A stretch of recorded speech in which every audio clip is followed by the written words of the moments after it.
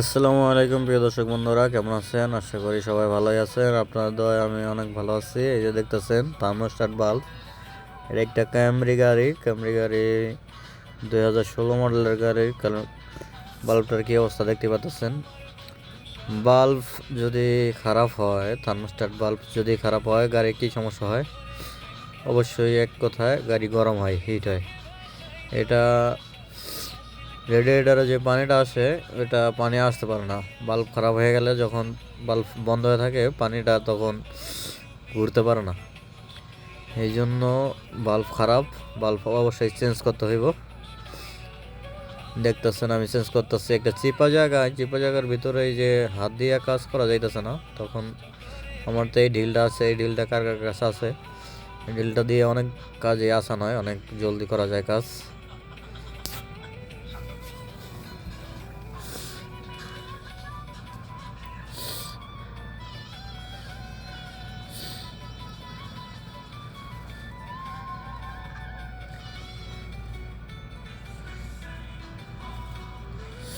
এই যে বাল্বটা খারাপ হইলে অনেকে বাল্ব ক্যান্সেল করে ফেলায়, লাগায় না, ফেলায় দেয়।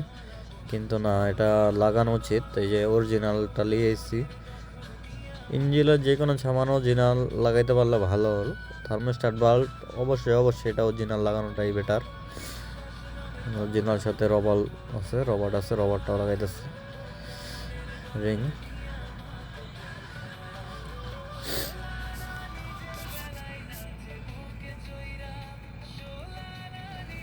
পানি, ময়লা পানি ডালছে, তো ওইগুলো বলদিয়ার পানি ডালছে। সৌদি আরবে যারা থাকেন, গাড়ি যারা চালান, বিশেষ করে বলদিয়ার পানি কখনোই ডালবেন না। পানি যদি অরিজিনাল কুলেন্ট ঢালেন তাহলে ভালো।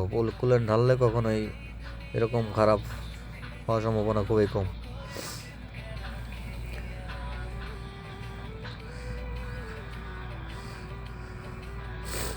এটাও নতুন আনছি, নতুন লাগাইতেছি।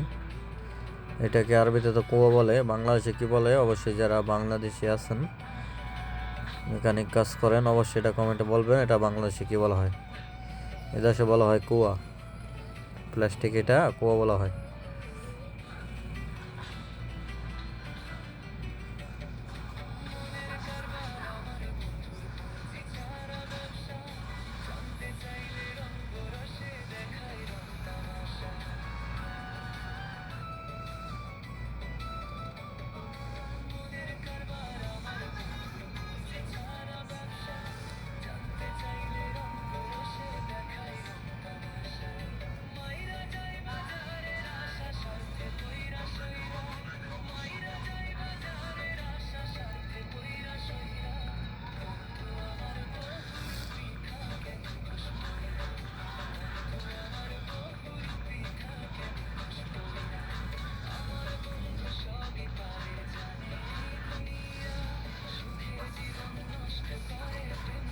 কুয়া লাগানো শেষ, এখন পাইপ লাগামো।